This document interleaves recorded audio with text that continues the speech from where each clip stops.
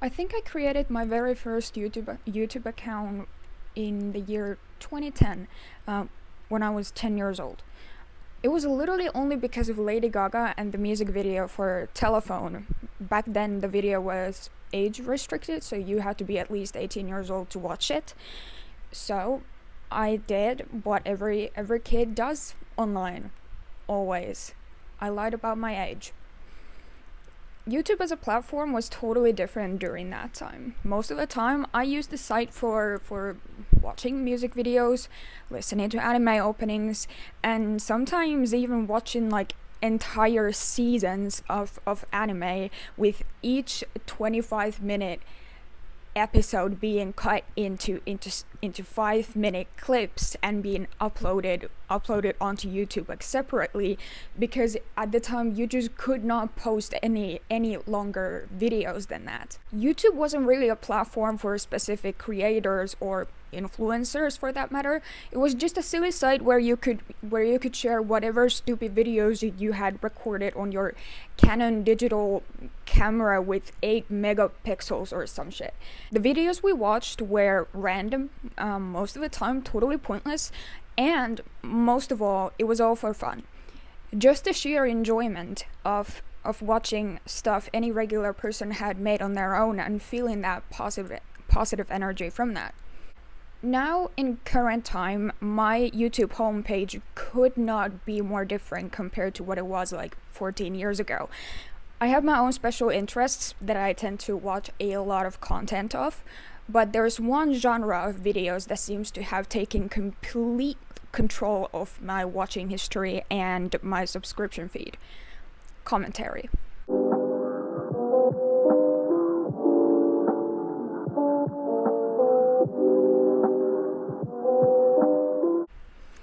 Hello everyone, my name is Ichigania, and this is our project Death on a Paper. If this is your first time here, hi, I'm so happy to have you here. I'm a 24-year-old illustrator from Finland, and this channel is an extension of my art and the story that it tells. That story is my own. I was severely abused in my childhood by my peers for over a decade on a daily basis, which has now resulted in chronic illnesses, disability, and most of all, the development of borderline personality disorder. Along with BPD, I am also diagnosed with dissociative disorder, major depressive disorder, and fibromyalgia, with all of them being caused by my childhood trauma.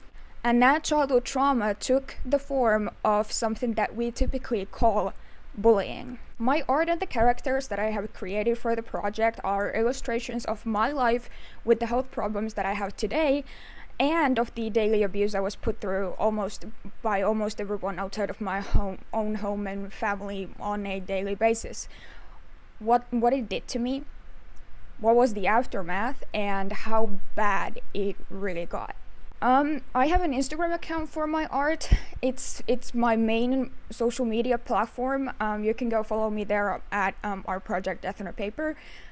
I share my art and like silly videos and whatever on there. I also have a blog where I write articles about the topics I cover in my illustrations, and maybe even like here on YouTube, I guess. Please go check that blog out. It's a very important piece of the project. It's kind of like a homepage, so you will find like everything on there. I have links to everything, the blog and Instagram and whatever, all of them in the description box down below, so please go check that shit out. Today's video is part of the series called Bullying 101, where we talk about everything and anything related to bullying and peer abuse. The definition of the word, the ways in which it gets misused and exploited, the criminalization of bullying in different countries, and why people often don't see it as what it truly is, a form of abuse. Now, with that longish intro out of the way, let's jump into today's topic. Before we begin, I would just like to say that Totoro is joining us here. I have a whole bunch of like plushies Me and my girlfriend, we call them babies. I have a whole bunch of them here on my bed where I am recording. Yes, because I have no set design or anything like that. But yeah, so Totoro is one of them. So he will be joining us today. So please say hi to him. Okay. The commentary space on YouTube is fucking huge, to say the least. I think I'm subscribed to about like 50 different commentary channels, with some of them being completely inactive and some of them posting new content like every single day. So naturally, with the community being this huge, the spectrum of content and topics is also very spread out. Personally, I'm a huge fan of political commentary, art commentary, and then maybe the biggest subcategory of this genre, social media commentary. Usually it all starts with TikTok, because as we all know by now, TikTok is truly the worst, but also maybe the most fascinating of the social media platforms that we have currently. Me personally, I haven't actually really even like used the app. I did create an account on there a while back, but I kind of like tried to upload my Instagram content on there, but for some reason the shift was just too huge and jarring for me to actually make. It has to have something to do with all of the shit that's wrong with my head, because it's just so much easier for me to stick to my routines instead of like changing them around, you know. But it could be because of this very reason that I enjoy watching commentary videos on the happenings of TikTok so much. It's the only way to keep in touch with the platform and also make it a bit more palatable for me, because I don't know if I could really handle all of that shit that's like happening there like every single day, to be honest. Across all of my favorite commentary channels, it seems to be impossible for me to click on a video that without it having something to do with bullying. It's crazy because I don't generally seek out this kind of content for possibly obvious reasons, but it just keeps on following me around.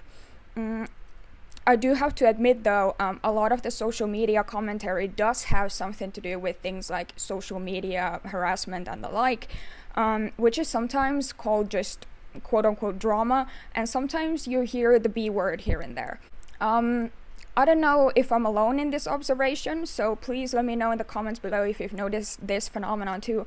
But I feel like during the past couple of years, let's say the 2020s, like at the start of the pandemic, using bullying as a replacement for drama has become more and more common on this platform. While in the 2010s, all the fights and callouts online were referred to as YouTube drama and the like, now it's all become bullying, pretty much. And I keep wondering the same question over and over again. Why is that? A part of me is actually really happy that we're using the word more and not referring to actual abusive situations as just drama only because it happens on the internet. I would like to remind you of the multitude of people on this exact platform that have committed suicide because of the abuse they were put through by online trolls. That shit can get so rough, too much to deal with. And calling that abuse drama is degrading, insulting, and disrespectful. I was there when Amanda Todd committed suicide because of all of the abuse she was so wrongfully put through. I saw her original Note video too, and with my very limited understanding of the English language back then, I was able to kind of understand what was going on with the video. And then it all turned into a fucking joke. Not even in her death was Amanda Todd respected. I think about her very frequently, almost weekly, and I truly hope that she's at peace now. But With that being said, though, there are a lot of instances when using the B word is just not justifiable. A lot of the commentary videos I watch have nothing to do with that specific type of abuse, and the word only gets used as a buzzword of some kind to evoke strong feelings in the viewer, sympathy at the very least. And that, to me, feels like something worth questioning a little, and that's what I'm here to do now. Now, as a disclaimer, I'm not here to tell you how you should speak, what words you should use, and in what context. I am very aware of the fact that this is completely beyond my own control, and I'm at peace with that. However, though, I just want to have like a little chat, a think piece, if you will, or something like that, on what's going on with the YouTube commentary community and bullying as a term that's being used. For a little background on myself, I'm a literature major. I wrote my bachelor's thesis on the character development of CHRISTINA, the protagonist of Danganronpa V3 Killing Harmony. I was this close to actually like graduating, but then my mental health just like completely fucking collapsed. I was hospitalized and I had to basically drop out of uni. When I was still in uni and a full-time student though, along with general literature, I also studied linguistics, mainly the Finnish language to be exact. But along with Finnish, I also there was like a bit of like general linguistics there as well. So I have like some type of an academic background on language related stuff. I've also worked as a part-time teacher of the Finnish language, teaching immigrants and refugees using English as the teaching language. All of this is to say that I am stupidly interested in language and the creative potential that it has. Language matters a lot to me. It's my most beloved muse. For all of these reasons, semantics of singular words are very, very interesting to me, and I tend to look at them a bit more critically than others, maybe. What determines the meaning of words, if they change according to the context that they appear in, all of that kind of stuff. In addition, semantics also have a lot to do with the purpose of the word. For what reason the word is being used in the sentence it's present. Sometimes that purpose can be one of exaggeration or a hyperbole, as we call it, to be fancy. I think the way bullying is being used in the commentary spaces of YouTube right now is hyperbolic very often. Whenever we're talking about some type of a conflict, we exaggerate the situation in our personal lingo to make a statement to appear more serious than what we actually are. As a standalone linguistic phenomenon, there's no issue with this. Hyperboles exist for a reason. And like I said previously, everyone's entitled to their own preferences in their own speech. But just like the rest of the community, I also like to talk shit for the sake of talking shit and share my opinion on things that no one asked me to elaborate on. So yeah, that's why I'm here now. Like with many other language semantics related discussions, I think it's very important and valuable to hear those who are directly affected by the language in question. We've seen this kind of shift happen in online rhetoric as well as traditional media, often dubbed as politically correct language. Personally, I'm not a huge fan of that term myself because of all of the negative connotations due to the somewhat brain-dead arguments heard coming from the far right of the political spectrum. Things like the woke mob mentality and politically incorrect language or shit like that. Whatever the far right has deemed as an insulting thing to say about leftists and other progressive movements, I tend to stay away from. Whatever you decide to call it though, the shift to more inclusive and sensitive language has been present for the better half of a decade by now.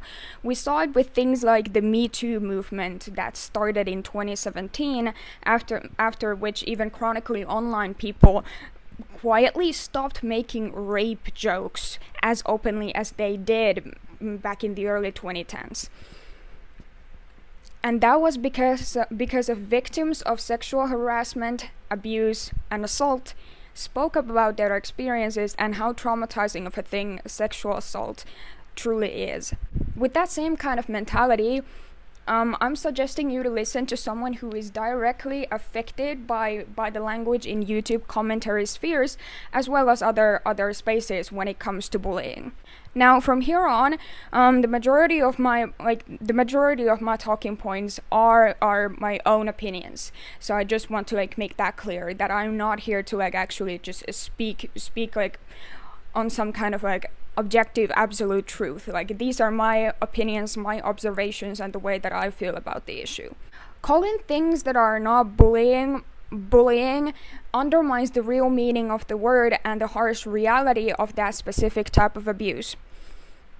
It affects the general mindset people have towards victims of bullying, which becomes invalidating and very hostile very quickly. It further stigmatizes the status of those who have been abused by their peers, reinforces the stereotype of a whiny, overly sensitive teenager who's only seeking for attention. And it makes it borderline impossible for victims of bullying to get the proper help they need from medical professionals and social workers, which can have fucking terrifying outcomes. They're over-exaggerating, it's never that serious, they're making it out to be a bigger of a deal than it actually is. Is that what you're thinking right now? I bet some of you are thinking that. In fact, I know that you are, because I can see inside your head. Is it always this empty in here? My god, dude.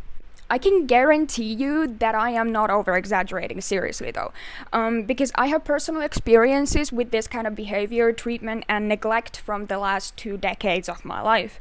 In addition to that, I've also talked with a bunch of fellow victims who have fallen through the cracks, who continue to feel invalidated with their trauma, who are still fighting for their right to be heard by mental health professionals and get the help that they so desperately need. Many of these people are my followers on Instagram, and I would like to take this opportunity to thank you all. Thank you for the comments you've left on my posts and even the direct messages that you sent me. It's been both heartbreaking and heartwarming to hear your stories, and I truly hope that you will get the justice that you are owed one day.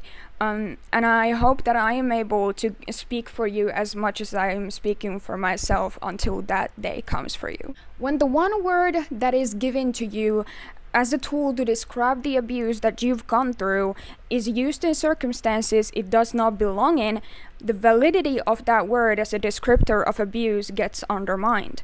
That the word is not important enough for us to actually care about what it truly means, but we still want to benefit from the emotional impact the word has, so we use it as a buzzword. That kind of shit is what made it nearly impossible for me to speak up about my own trauma, because what if people just don't get it? What if the mental image they have in their minds when they hear me say I've been bullied is that of a content creator being criticized and held accountable for their own more or less dubious actions? What if the word itself means something entirely different to everyone else around me, and I will only be further ridiculed for being traumatized by someone calling me ugly once? The very first interaction that I had with a mental health professional was when I was 15 years old and I was attending my first psychologist sessions.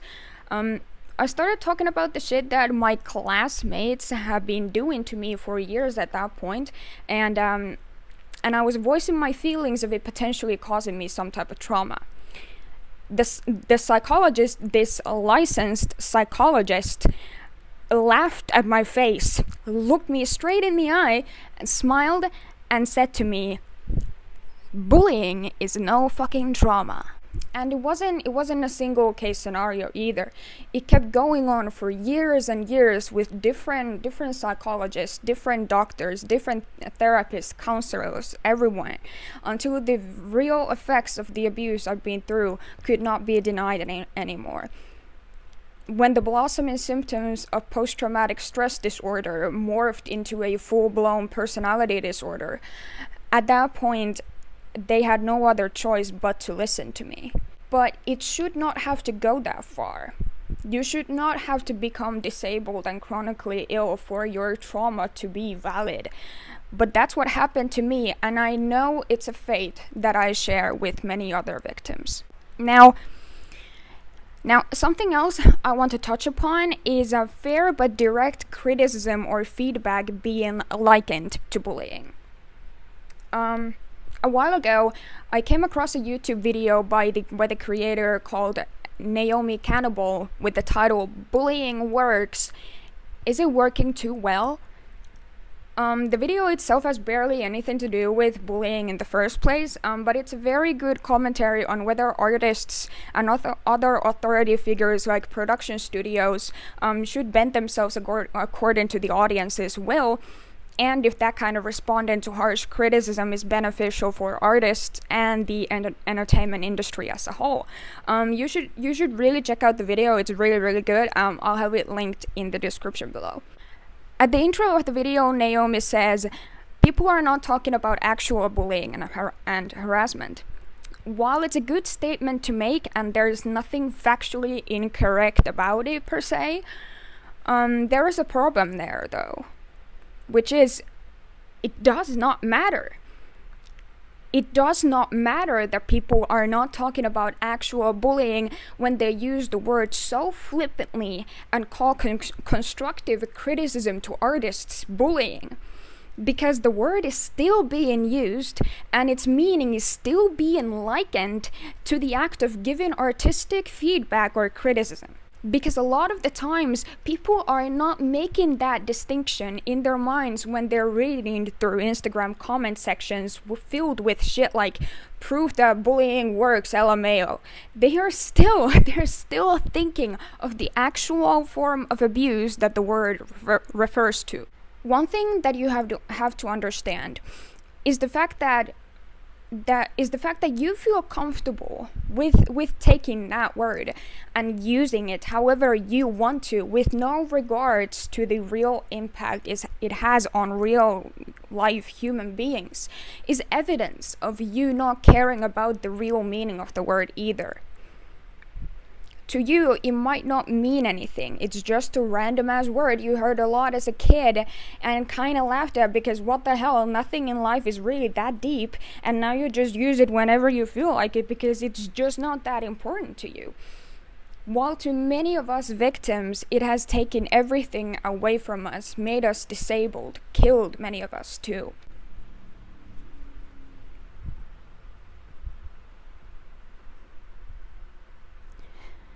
But what about context? Yeah, context does matter. It's a very important piece of media literacy. But consider this. What if the context changes, but the way the phrase is used stays the same? Let me give you an example of this. You go on some famous influencer's Instagram profile and you open one of their reels with millions of views and you open the comment section under that reel. The video is of the influencer doing something that's deemed as cringy, like expressing genuine excitement or love for a thing or a person that they really love. "Bring bullying back" is the number one comment with thousands of likes. Now, you go on the Instagram profile of some kid who dresses in alternative fashion. They have a few thousand followers at max and their reels get maybe 50k views at best. You open one of the videos where the kid is showing off their newest outfit and talking about how much they love all of the new items that they just bought online. "Bring bullying back" is the number one comment with thousands of likes. In both of these cases, we have the same phrase that is being used in the same manner, but their context is different. One is the Instagram profile of a public figure with millions of followers and hundreds of thousands of dollars laying on their bank account, while one is the Instagram profile of a teenager sharing their love for fashion while not getting a single dime for doing it. Phrases like "bring bullying back" and "bullying works" can be used for artists and public figures in the way as Naomi described in their video, but that same shitty rhetoric makes its way into a territory of actual bullying and harassment and abuse, whether you like to admit it or not. And that is why it is an inherently problematic and wrong thing to say. About a month ago or so, I watched one of Robert Welsh's videos on the makeup brand Euphoria, I believe. I'll try to find the video here if I can. But basically the video was about the backlash Euphoria received for releasing the absolutely diabolical shade number 600, which was literally just black face paint, and not a usable foundation shade for any human being on planet Earth. One of the responses to the backlash that Robert went over said something like, "Not us bullying a whole ass brand into taking off their product off of the shelves. Good job, guys." Okay. Listen to me, guys. Listen. I hope that you're really paying attention to my words right now. You cannot bully a fucking brand. Because one defining characteristic of bullying as a form of abuse is power imbalance, meaning the party with more power in the social hierarchy is using their power to abuse, attack, and manipulate the one below them. This power imbalance can be something experienced and described by those within that social group. For instance, a classroom full of middle schoolers and their cliques.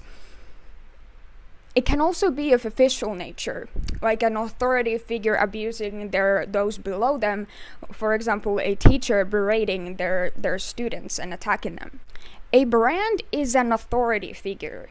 You as a consumer cannot bully a brand. It's that simple.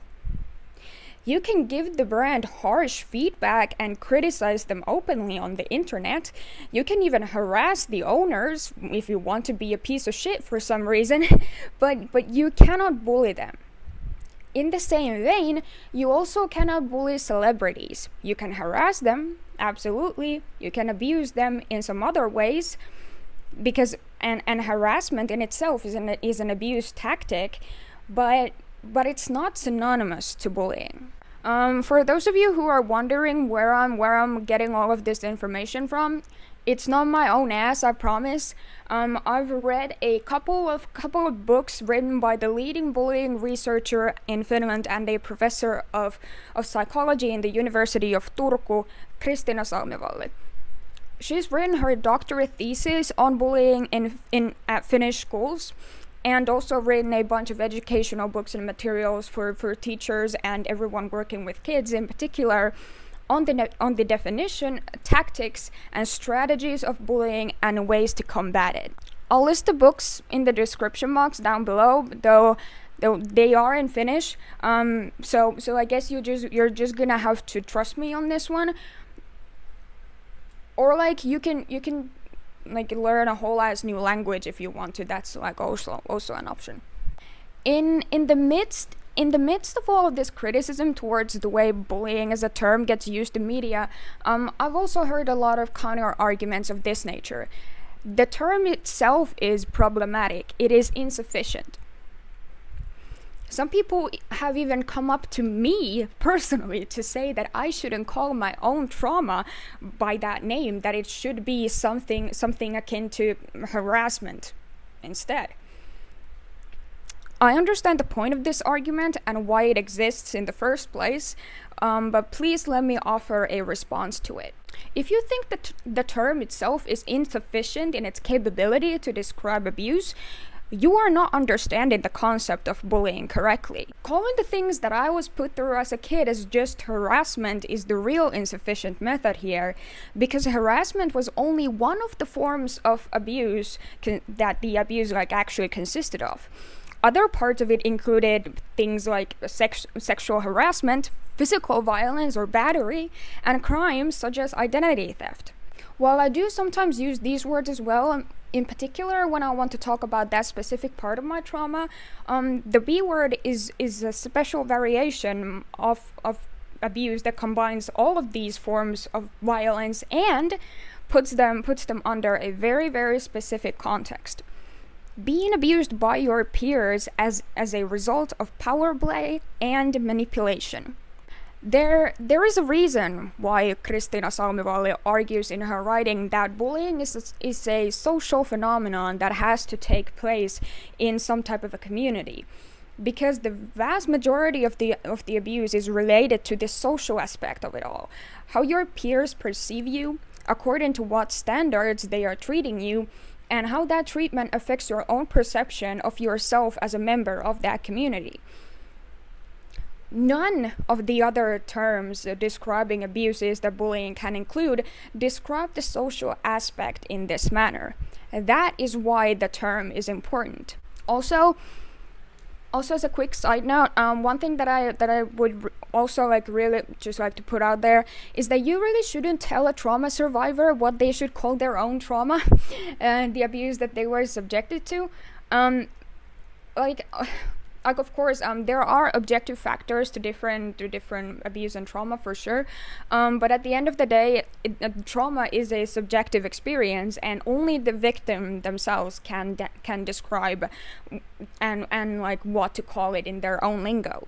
As a way to conclude all of this, I want to say something a bit more positive. It's amazing to see content creators call out actual bullying on YouTube. One commentary YouTuber that is really good about this is Haylo Hayley. I love her content so much, and she very frequently makes videos on social media phenomenon and happenings that involve real life bullying with the proper meaning and context of the word. For the longest time, that word was nothing but laughed at and ridiculed online, which only worsened the situation that I was in at the time as a kid. But now with creators like Haylo Hayley and her sister Drama Queen, the tides are turning. I hope to see more of that in the future as well. Okay, I guess that's it. Thank you for tuning into today's video. It was great to have you here. Let me know your thoughts and opinions on the topics in the comments down below. I would really love to continue the discussion with you guys over there. Also, let me know what you think of the changed video style, like the format, with my face being here instead of the typical speed paint sort of shit that I've been doing up until now. So yeah, I don't know if I'm gonna make this like a consistent thing. I just wanted to try it out because like why not? But yeah, please just tell me like how do you feel about it and stuff. So yeah, then I can decide if I'm gonna continue this or not. So yeah, anyways, make sure to like the video and subscribe to the channel down below. It would mean a lot to me. Thank you again for your time and for hanging out with me here. My name is Ijigania, and this has been our project Death on a Paper.